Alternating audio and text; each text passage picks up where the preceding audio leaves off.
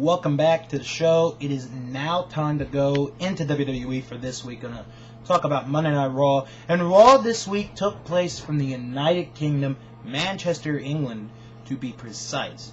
And I'll be perfectly honest with all of you.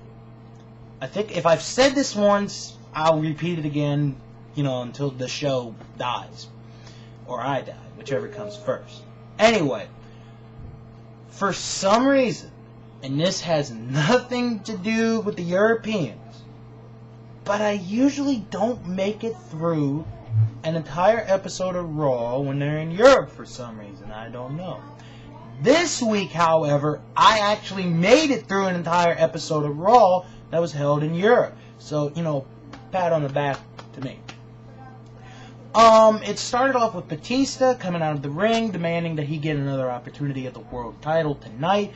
However, Stephanie McMahon said that you cannot. Chris Jericho is going to wait until the Survivor Series to defend the title against John Cena. So, you gotta wait your turn. However, she said feuds were gonna end tonight. Kane against Mysterio and Shawn Michaels against Jericho. Oh no, Rey Mysterio against Kane. What am I thinking? Rey Mysterio and Jericho. I don't know.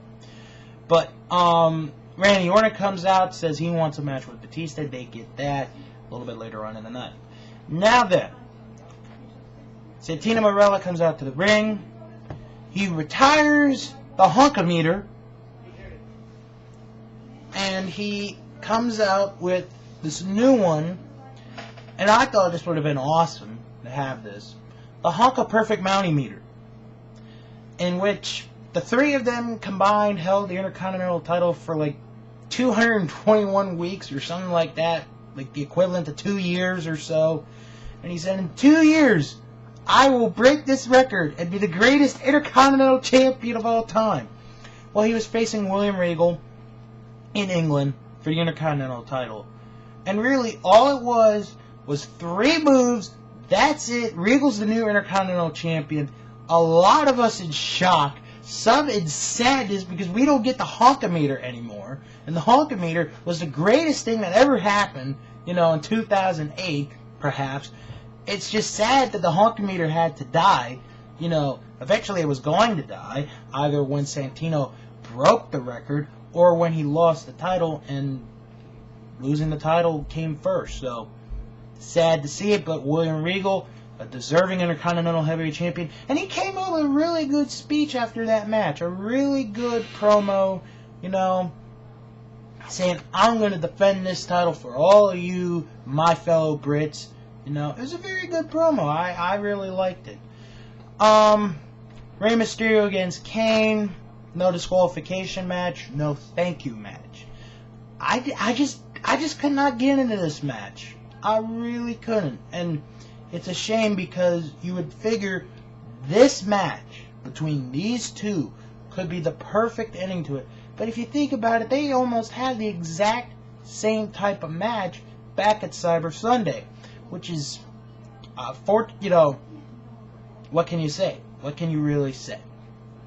And in the main event, Shawn Michaels, Chris Jericho, last man standing match, another good match. I'm not going to say it was the best of them, because a lot of people are saying the ladder match was the best of them. Hell, even Vince McMahon personally said that ladder match was the greatest ladder match he'd ever seen. And when you get that kind of a compliment from your boss telling you, that's the greatest damn ladder match I've ever seen, that's a hell of a compliment. That is a hell of a compliment right there. So, both men fought. JBL got involved. Jericho beat the 10 count at the end, winning the last man standing match, as he probably should have, going into the Survivor Series. And then Batista and Orton never happened. Cody Rhodes took Orton's place, and Batista beat Rhodes in like 10 minutes. It really wasn't anything special, but this Raw really wasn't too bad. It sucks the Honkometer had to die. It sucks that Santino's no longer Intercontinental Champion.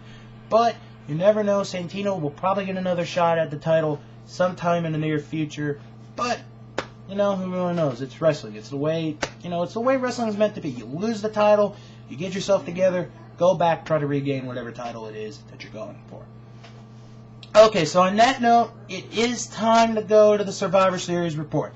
Now, the Survivor Series, ladies and gentlemen, is 1 week from this Sunday night, only 9 days away, live on pay-per-view in Boston, Massachusetts, in the North Bank TD Garden Center, or whatever it's called. I call it the Boston Garden #2. That's just me. I'm an old school kind of person. But mark the date down, Sunday night, November the 23rd, live on pay-per-view. Or if you don't have pay-per-view capabilities, go to WWE.com. Now then, last week on this show, I had mentioned the 2 big matches going to take place. Triple H defending the WWE Championship against Vladimir Kozlov. Is this Kozlov's time to be the new WWE Champion? And if so, he would be only the 2nd Russian to ever hold the WWE Championship, the first being Ivan Koloff. And the World Heavyweight Championship on the line, Chris Jericho defends the World Heavyweight title against a returning John Cena in front of his home crowd. Now, 2 matches have been added this week since our last report. The first one being The Undertaker going one-on-one against The Big Show. However, this time it's in a casket match. And as we all know, The Undertaker is the king of the casket match. Now, of course, ladies and gentlemen, what would the Survivor Series be without the traditional Survivor Series elimination matches? This year, it's 5-on-5, and this looks like a pretty good matchup. The 2 team captains are the Heartbreak Kid, Shawn Michaels, and John Bradshaw Layfield. On Shawn Michaels' team will be, of course, Shawn Michaels, JTG, and Shad Gaspard, Crime Time, Rey Mysterio, and the Great Khali. On JBL's team are The Miz, John Morrison, MVP, and Kane. Now, if you think about this, ladies and gentlemen, all these guys have a feud with one another in some way or another, and you better believe that the only way you can win in the Survivor Series is you gotta work together as a team. Who knows what the odds could be? You could have 5-on-4, 4-on-2, and there's even the possibility of 5 against 1. And if you're that 1, the odds of surviving are not that good. Well, ladies and gentlemen, next week, right here on this program, will be the last Survivor Series report before next Sunday night's Survivor Series. Gonna take a break. When I return, TNA and Ring of Honor.